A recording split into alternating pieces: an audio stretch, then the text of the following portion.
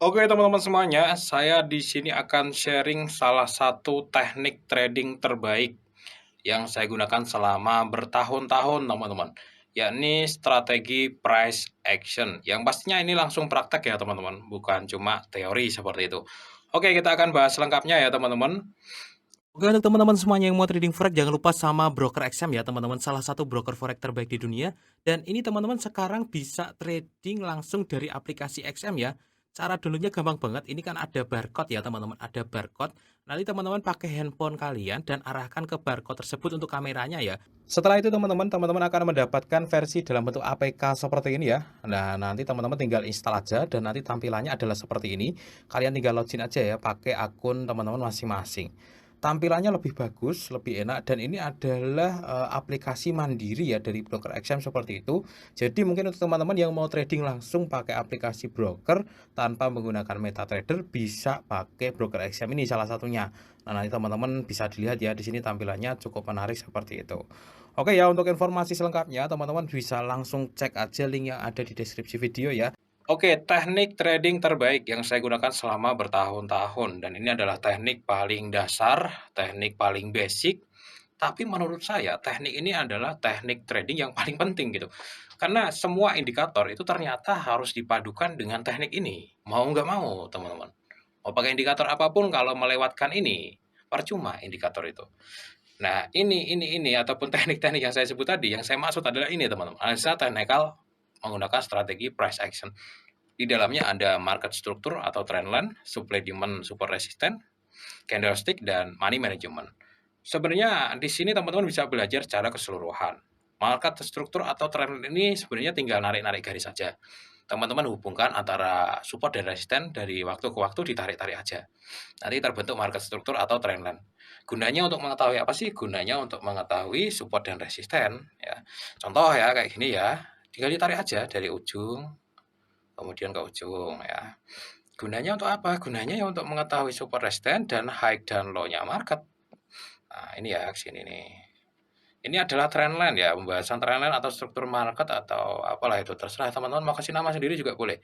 Kira-kira kalian mudah ingat gitu ya. Nggak perlu pakai nama-nama orang lain, nggak perlu juga. Nah, ini adalah pembahasan pertama. Jadi masalah trendline ini kita bisa mengetahui zona-zona penting ya, yang suatu saat zona-zona itu bisa menjadi patokan gitu ya, ketika sampai di zona tersebut ya. Oke, contoh ini ya, contoh ya. Ini kan ada support, ya, suatu saat mungkin bisa jadi patokan. Ini ada support, sama ini jadi patokan kebetulan. Ini yang pertama masalah trendline. Ini masalah kejelian aja sih teman-teman kalau trendline tuh. Jadi masalah kita jeli-jelinya melihat market dan menarik sebuah garis trend ya.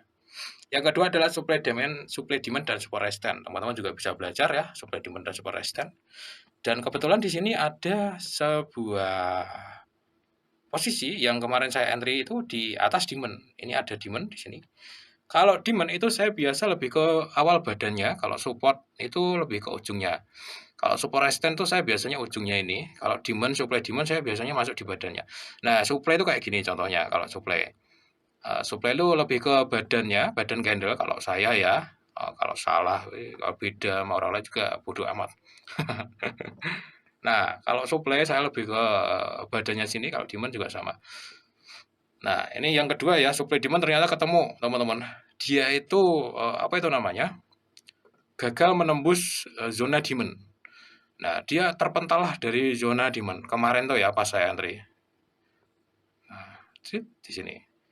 Ini ada signal buy di sini. Tapi untuk signal mendapatkan signal buy tersebut, teman-teman, saya harus cek ini candlestick. Nah, jadi ketika teman-teman bisa ketiga hal ini, kalian tunggu sampai ketiga poin ini mengatakan ketiga-tiganya buy, ketiga-tiganya sell, itu baru masuk. Sebenarnya udah jadi, tinggal membiasakan aja. Nah, dari candlestick ya sekarang, poin nomor 3. Candlestick ini teman-teman, ternyata di sini ada signal buy. Sebenarnya saya agak telat ini.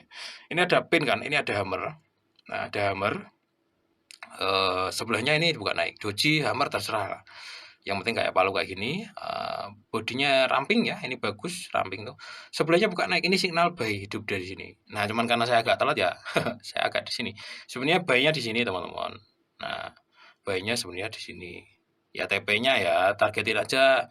Kalau saya sih biasanya 2 kali SL. Ini belum saya close ya teman-teman. Saya biarin aja, ini baru profit dikit sih. Baru profit 80-an dolar.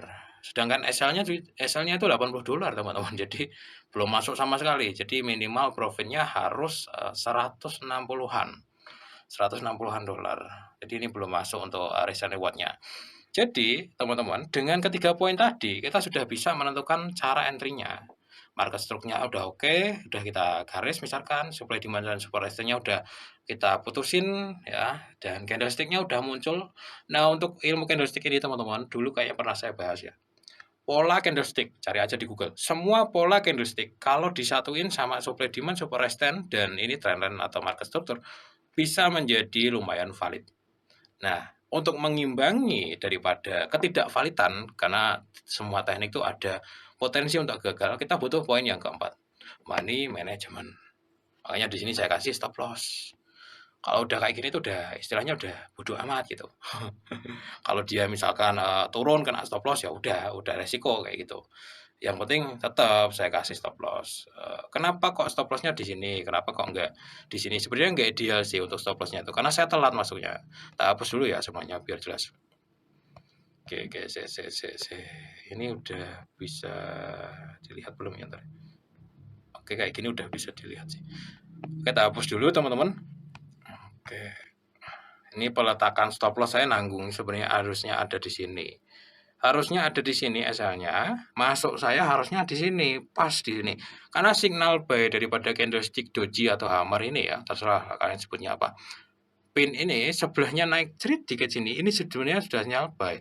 Nah, karena saya buka marketnya agak telat ya, baru lihat ya udahlah. Karena memang nggak ada alasan juga untuk sell di situ, buy-nya masih kuat. Makanya saya buy di sini teman-teman, naik tuh tinggi, sempat diuji ya sekali lagi apa itu namanya retracement, retest ya ternyata naik lagi setelah koreksi naik lagi. Ini sangat positif sih bullishnya. Karena di sini ada zona demand ketemu dengan candlestick dari trend line-nya oke banget tadi sudah saya garis juga. Oke ya teman-teman itu adalah teknik trading terbaik yang saya gunain selama ini. Kuncinya masalah time frame juga. Kalau teman-teman gunain teknik trading tadi di time frame H1, teman-teman, babak belur kalian. Karena kacau banget. Contoh ya, H1 nih. Apa yang kalian lihat di D1 masih bullish ya, jalan bullish, bahkan cukup rendah. Coba kalian lihat di H1. Wih, ini signal sell ya kan. Wih, ini signal sell nih, udah sampai di resisten, udah beda cerita nih teman-teman. Kalian ambil sell di sini, padahal signalnya lagi bullish banget. Ya kan? Jadi untuk candlestick dan juga ilmu yang saya share tadi itu idealnya itu minimal pakai H4. Karena H4 ini ya lumayan bagus lah teman-teman. Tapi ketika saya mau entry, saya harus wajib cek D1 ternyata. Karena trading saya daily. Jadi kalau saya mau buy, saya harus pastiin D1-nya itu hijau ya. Kalau mau sell, saya harus pastiin D1-nya itu merah. Itu rumus yang terakhir. Contoh deh ya kayak gini teman-teman. Saya sudah melakukan analisa nih. Oh ya, ini sell. Oh ya, sell ini. Ini ada resisten, ini ada resisten lagi. Ini gagal nih, gagal nembus resisten. Oh ya, sell. Saya cek D1, jebret. Wih, kok masih hijau? Nggak bakalan saya sell. Itu belum waktunya. Jadi ibarat kata teknik itu kalau saya memang harus serangkaian teman-teman. Kalau orang-orang ada yang bilang, oh pola andalan, pola kayak gini pasti buy, pasti sell. Kalau saya nggak bisa. Keempat-empatnya ini harus saya pegang. Harus. Ya, minimal kalaupun kurang, ini yang boleh kurang. Market struktur atau trend lainnya nggak kebentuk nggak masalah. Yang penting dua ini minimal. Dan ini jangan pernah lupa, money management. Oke ya teman-teman, sekian ya sharing dari saya pada kesempatan kali ini tentang teknik trading terbaik andalan saya dan juga pastinya disertai dengan prakteknya.